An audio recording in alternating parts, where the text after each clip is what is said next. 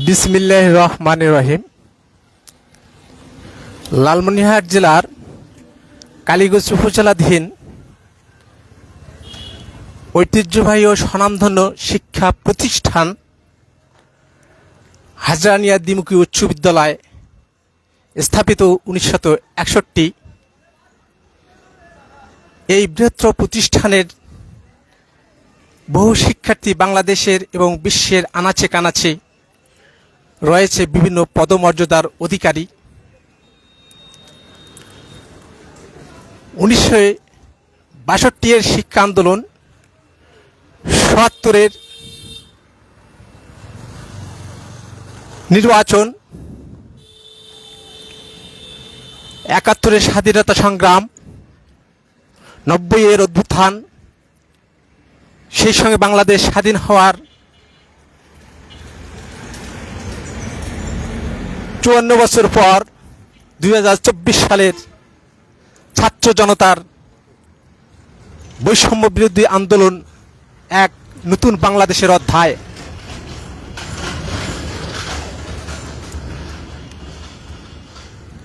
এই নতুন বাংলাদেশে স্বাধীনতাকামী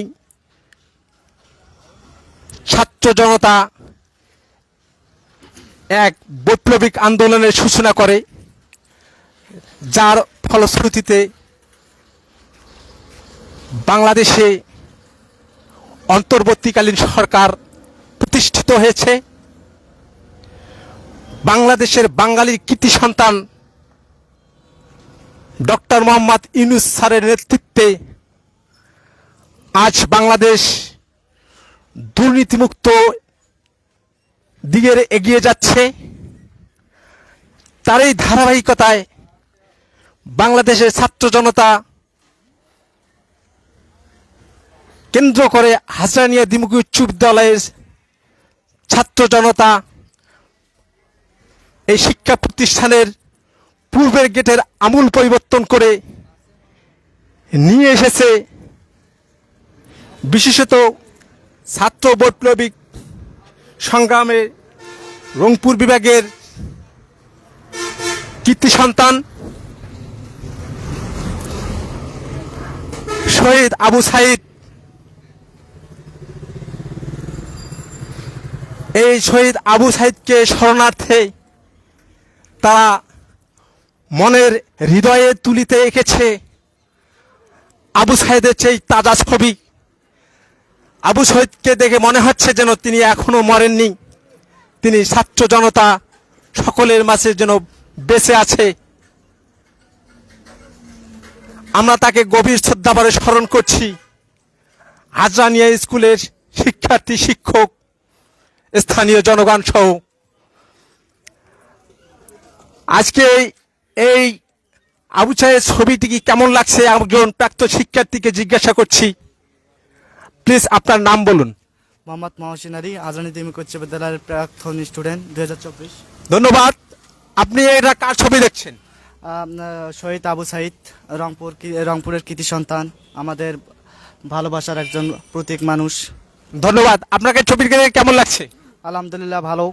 আমাদের আগামী প্রজন্মের একজন নিপীড়িত প্রাণ ধরে যাওয়ার একজন আমাদের বীরাঙ্গনা, আমাদের জাতি হচ্ছে বীরের জাতি, তাদের শেখার কিছু আমরা উপলব্ধি পাচ্ছি এখানে। ধন্যবাদ। আমাদের সেই প্রাক্তন শিক্ষার্থীর মুখে যেটা শুনলাম যে আমাদেরকে স্মরণ করিয়ে দেয় আবু সাইদ, যে শহীদের রক্ত বৃথা যেতে পারে না। তার এই ধারাবাহিকতায় আবার আমাদের গেটের মূল ফটকে আর একজনের ছবি আমরা পেয়েছি, ছাত্র বৈষম্য বিরোধী আন্দোলনের শহীদ মুগ্ধকে। এই মুগ্ধর ছবি দেখে আমাদেরকে স্মরণ করিয়ে দিচ্ছে সেই 1952, 62, 70, 71, 90 এবং 2024 সালের সেই স্মৃতি বিজিত শহীদদের আমরা সেই শহীদদের শ্রদ্ধার সাথে স্মরণ করছি।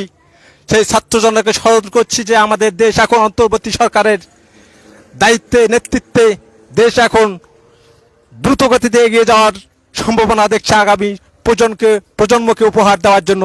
আমি আজকে মুগ্ধের ছবিকে কেন্দ্র করে প্রাক্তন শিক্ষার্থীকে জিজ্ঞাসা করছি, প্লিজ আপনার নামটা বলুন। মোহাম্মদ রেহানুল ইসলাম। ধন্যবাদ। আপনি হাজারনিয়ার ছাত্র? জি স্যার। প্রাক্তন না বর্তমান? প্রাক্তন। ধন্যবাদ। আপনি এখানে ছবি দেখতেছেন মুগ্ধর গেটে, এটা কি পূর্বে ছিল? না, এটা পূর্বে ছিল না। এটা আচ্ছা, আপনাকে এই ছবিটা দেখে কেমন লাগছে? খুব ভালো লাগতেছে। আর এই ছবিটার মাধ্যমে আমরা দেখতে পারি যে আমাদের কিছুদিন আগে আমাদের বৈষম্যবিরোধী আন্দোলন হয়েছে, সেই আন্দোলনকে উপলক্ষ করে এই ছবিগুলো আঁকা হয়েছে। এই ছবিগুলো দেখলে আমাদের মনের মধ্যে একটা ভালো জাগে যে আমরা 2024-এ নতুন এক বাংলাদেশ পেয়েছি। ধন্যবাদ। আমরা প্রাক্তন শিক্ষার্থীর মুখ থেকে পাচ্ছি যে তিনি একটি নতুন বাংলাদেশ তৈরি করার জন্য তাদেরকে উদ্দীপনা দিচ্ছে, উৎসাহ দিচ্ছে এই মুগ্ধের ছবি। উৎসাহ উদ্দীপনা দিচ্ছে আমাদের শহীদ আবু সাঈদের ছবি। এই আবু সাঈদের ছবি আমাদেরকে জানিয়ে দিচ্ছে যে আমাদেরকে উৎসাহ উদ্দীপনার মধ্য দিয়ে থাকতে হবে, আমাদেরকে জাগ্রত করছে। প্রিয় উপস্থিতি, আমাদের পিছনের বিশেষত আমাদের ক্যাম্পাসের ভিতরের গেটে কিছু বাণী রয়েছে, সেদিকে আমি নিয়ে যাচ্ছি।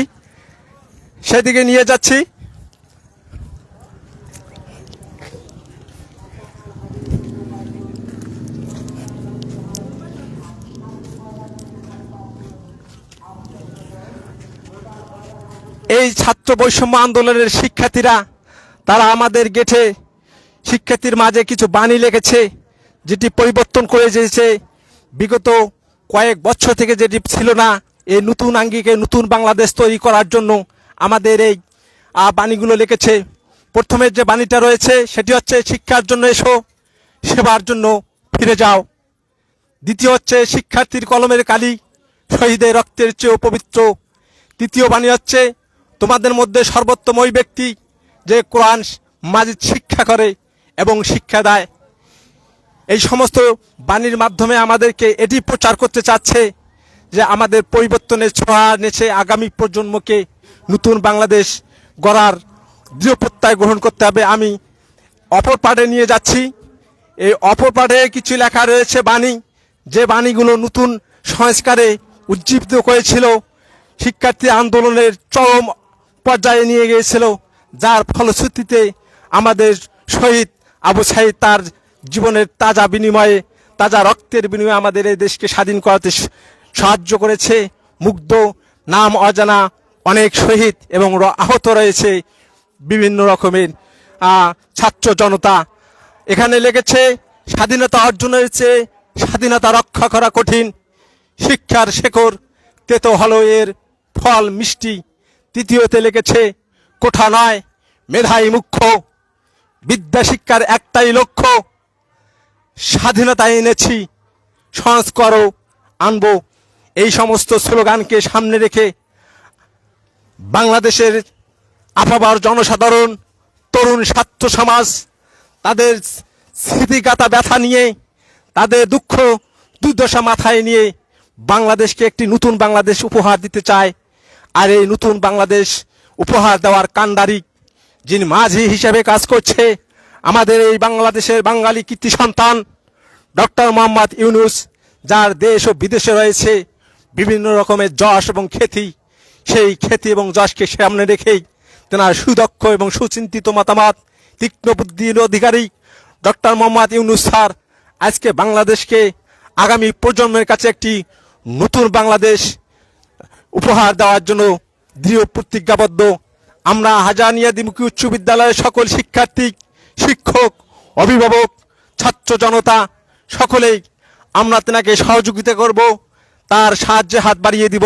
সেই সঙ্গে আমরা চাই বাংলাদেশ একটি দুর্নীতিমুক্ত বাংলাদেশ গড়ে উঠুক, এটি আমাদের সকলের প্রত্যাশা।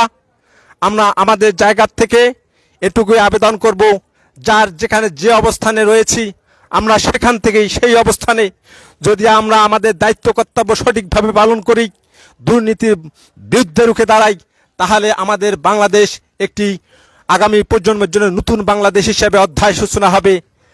নিউজ বিদ্যালয়ের প্রাক্তন শিক্ষার্থী ও শ্রেষ্ঠ শিক্ষক মোহাম্মদ এনামুল হক তিতাস, হাজরানিয়া দ্বিমুখী উচ্চ বিদ্যালয়, কালীগঞ্জ, লালমনিরহাট।